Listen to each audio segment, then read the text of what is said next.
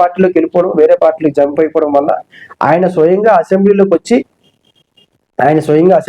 నేను ఎవరైతే నేను ఈ యొక్క ప్రతిపక్ష నాయకుడిగా నేను ఉండదలుచుకోలేదు అని చెప్పి ఆయన అసెంబ్లీకి వచ్చి స్పీకర్ గారు చెప్పి నేను ప్రతిపక్ష నాయకుడిగా వైదొలుగుతున్నట్టు అని చెప్పడం జరిగింది.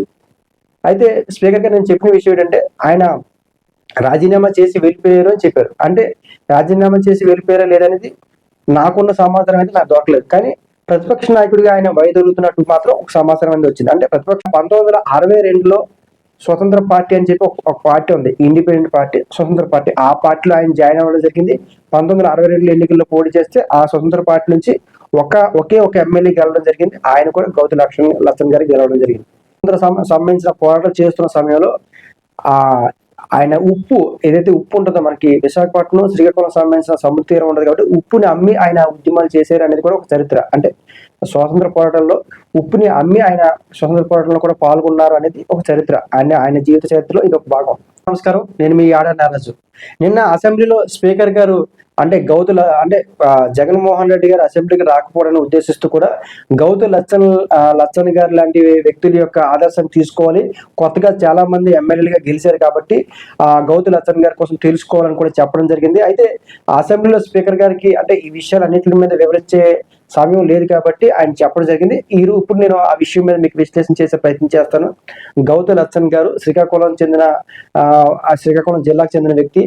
ఆయన స్వాతంత్ర సమరయోధుడు, అదేవిధంగా ఏదైతే రైతు సంఘం నాయకుడు, కార్మిక సంఘం నాయకులు, అదేవిధంగా రాజకీయ నాయకులు కూడా అప్పుడే 1947లోనే ఆయన 1947లో ఇండియన్ ట్రేడ్ యూనియన్ కాంగ్రెస్ లో ఆయన జాయిన్ అవ్వడం జరిగింది. అంటే ఇప్పుడున్న ఐఎన్టీసీ ఉంది కదా, అది అప్పుడే 1947లో ఇండియన్ ట్రేడ్ యూనియన్ కాంగ్రెస్ ఉంటే అందులో ఆయన జాయిన్ అవ్వడం జరిగింది. అదేవిధంగా చిన్న వయసులోనే ఏదైతే స్వాతంత్రం సంబంధించిన పోరాటాలు, ఉద్యమాల్లో అన్నింటిలోనూ ఆయన పాల్గొనడం జరిగింది. చిన్న వయసులోనే ఆయన రాజకీయాల్లో కూడా రావడం జరిగింది. అదేవిధంగా ఏదైతే స్వతంత్ర సంబంధించిన పోరాటాలు చేస్తున్న సమయంలో ఆయన ఏదైతే ఉప్పు ఉంటుందో మనకి విశాఖపట్నం శ్రీకాకుళం సంబంధించిన సముద్ర తీరం ఉండదు కాబట్టి ఉప్పుని అమ్మి ఆయన ఉద్యమాలు చేశారు అనేది కూడా ఒక చరిత్ర. అంటే స్వాతంత్ర పోరాటంలో ఉప్పుని అమ్మి ఆయన స్వాతంత్ర పోరాటంలో కూడా పాల్గొన్నారు అనేది ఒక చరిత్ర. ఆయన జీవిత చరిత్రలో ఇది ఒక భాగం. అయితే గౌతు లచ్చన్ గారి యొక్క మనవరాలు గౌతు శిరీష గారు 2024 శ్రీకాకుళం జిల్లా పలాస నియోజకవర్గం నుంచి టీడీపీ పార్టీ నుంచి ఎమ్మెల్యేగా పోటీ చేసి గెలిచారు. ఇప్పుడు ఆమె మనవరాలు అసెంబ్లీలో ఎమ్మెల్యేగా కొనసాగుతున్నారు.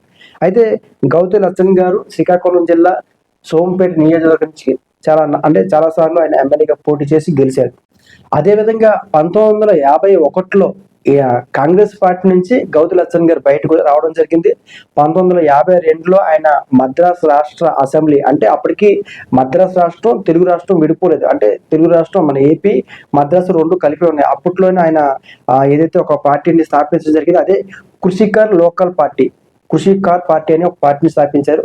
కృషికార్ అని ఒక పార్టీని స్థాపించారు. అది 1952లో అసెంబ్లీ ఎన్నికలు జరిగితే అందులో సుమారుగా 15 ఎమ్మెల్యేల స్థానం రావడం జరిగింది. 1955లో పోటీ చేస్తే అప్పటికి మనకి 1953 అక్టోబర్ 1లో మనకి మద్రాసు రాష్ట్రం తెలుగు రాష్ట్రం విడిపోయింది. ఆ తర్వాత జరిగిన మొట్టమొదటి ఎన్నికల్లో కృషికర్ పార్టీకి 22 ఎమ్మెల్యేల స్థానాలు రావడం జరిగింది. ఆ తర్వాత 1958లో ఈ యొక్క పార్టీని ఏదైతే ఆయన స్థాపించిన పార్టీ ఏదైతే ఉందో ఆ పార్టీని ప్రజా సోషలిస్ట్ పార్టీలో ఆయన విలీనం చేయడం జరిగింది. అంటే ఈ కృషికార్ పార్టీ అనేది ప్రజా సోషలిస్ట్ పార్టీలో ఆయన విలీనం చేయడం జరిగింది.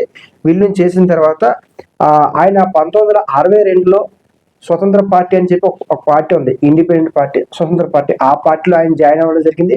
1962 ఎన్నికల్లో పోటీ చేస్తే ఆ స్వతంత్ర పార్టీ నుంచి ఒకే ఒక ఎమ్మెల్యే గెలవడం జరిగింది. ఆయన కూడా గౌతు లచ్చన్ గారికి గెలవడం జరిగింది. ఇది అంటే పొలిటికల్ గా ఆయన వివిధ రాజకీయ పార్టీల్లో పనిచేయడం జరిగింది. కాంగ్రెస్ పార్టీ నుంచి బయట రావడం జరిగింది. కృషికర్ రాజకీయ పార్టీని స్థాపించడం జరిగింది. కృషికర్ రాజకీయ పార్టీ నుంచి 1952లోనే 15 ఎమ్మెల్యేలు, 55లోనేమో 22 ఎమ్మెల్యేలు రావడం జరిగింది. ఆ తర్వాత స్వతంత్ర పార్టీలో జాయిన్ అవ్వడం జరిగింది. ఆయన పోటీ చేస్తే ఒకే ఒక స్థానం రావడం జరిగింది. సో ఇదంతా కూడా ఆయన పొలిటికల్ గా తీసుకున్న స్టెప్స్. ఇది ఎంతవరకు ఒకటి. అయితే నిన్న అసెంబ్లీలో మనకి ఎవరైతే మనకి స్పీకర్ గారు చెప్పిన విషయం, ప్రధాన విషయం ఏదైతే ఉందో 1978లో జనతా పార్టీ అంటే బీజేపీ పార్టీ కాదు, జనతా పార్టీ అని ఒక పార్టీ ఉండేది. ఆ పార్టీలో ఆయన మళ్ళీ జాయిన్ అవ్వడం జరిగింది. ఆ పార్టీలో ఆయన సుమారుగా అంటే రాష్ట్రానికి సంబంధించిన రాష్ట్ర స్థాయిలో ఆయన అధ్యక్షుడిగా కూడా కొనసాగడం జరిగింది. పూర్తిగా ఆ పార్టీని ఆయన లీడ్ చేయడం జరిగింది. చేస్తే ఆ పార్టీకి 60 స్థానాలు రావడం జరిగింది. ఆయన ఎన్నికల్లో 78 ఎన్నికల్లో 60 స్థానాలు రావడం జరిగింది. 60 స్థానాలు వస్తే గెలిచిన ఎమ్మెల్యేలు అంటే అసెంబ్లీలో గౌతు లచ్చన్ గారికి ప్రతిపక్ష హోదా రావడం జరిగింది.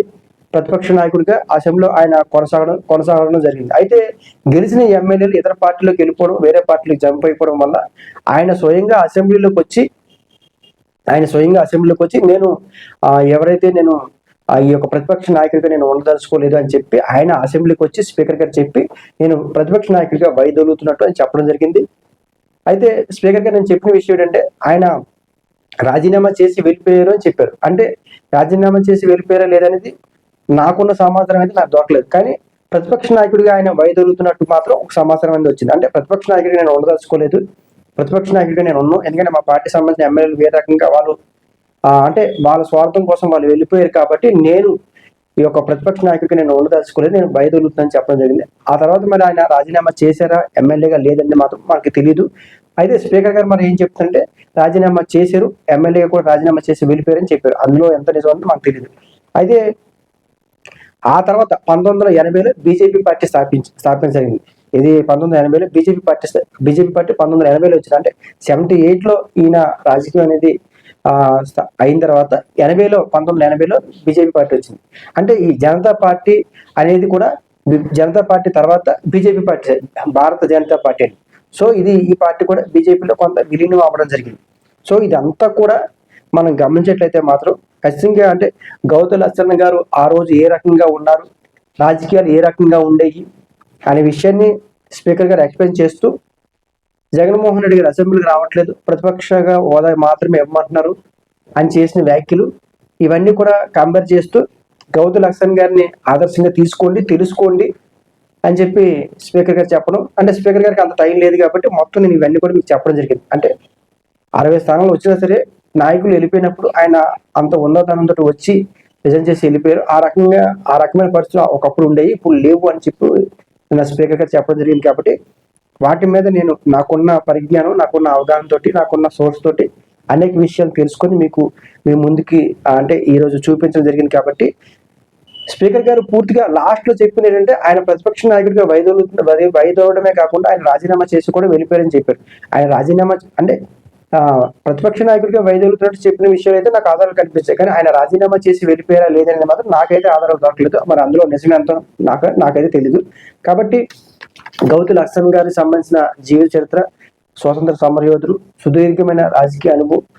ఇప్పుడు ప్రస్తుతానికి వాళ్ళ మనవరాలు గౌతు శ్రీశ్రీ గారు అసెంబ్లీలో ఆమె ఎమ్మెల్యేగా తెలుగుదేశం పార్టీ నుంచి కొనసాగుతున్నారు. కాబట్టి సమయాన్ని, సందర్భాన్ని చూసి స్పీకర్ గారు ఆ యొక్క గౌతు లచ్చన్ గారి కోసం చెప్పుతూ వీళ్ళని ఆదర్శంగా తీసుకోమని చెప్పడం వల్ల నేను కూడా మిగతా వాళ్ళందరికీ కూడా గౌతు లచ్చన్ గారి కోసం తెలియాలనే విషయంతో దాన్ని రీసెర్చ్ చేసి మీ అందరికి కూడా అన్ని విషయాలు చెప్పడం జరిగింది. కాబట్టి ఒకప్పుడు రాజకీయాలు ఏ రకంగా ఉండేవి, ఇప్పుడు రాజకీయాలు ఏ రకంగా ఉంటున్నాయి, ఆ రకంగా ఉండకూడదని చెప్పి స్పీకర్ గారు చెప్పారు. అయితే స్పీకర్ గారి వ్యాఖ్యల మీద అంటే ఈ గౌతు లచ్చన్ గారి మీద నేను రీసెర్చ్ చేసి మీకు అందరికి చెప్పడం జరిగింది.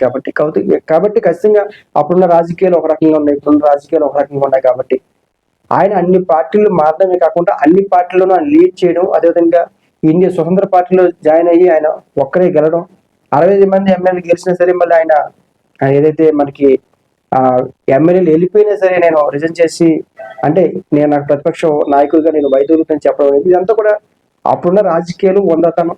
అంటే రాజకీయాలు అంటే ప్రజాసేవ ఒకటే, అంటే గెలిచినా ఓడినా మేము ప్రజల కోసం ఉంటామని చెప్పి నిలబడే విధానం, ఇవన్నీ కూడా ఒకప్పుడు పాతకాలం. కానీ ఇప్పుడు ఆ రకంగా లేదు. కాబట్టి వాళ్ళ కోసం తెలుసుకోమని చెప్పి స్పీకర్ గారు చెప్పడం, మేము కూడా ఇప్పుడు నెక్స్ట్ జనరేషన్ లో మేము ఉన్నాం కాబట్టి నేను తెలుసుకున్నట్టు ఉంటుంది, మీకు చెప్పినట్టు ఉంటుంది. కాబట్టి ఈ వీడియో మీకు చేయడం జరిగింది. Thank you.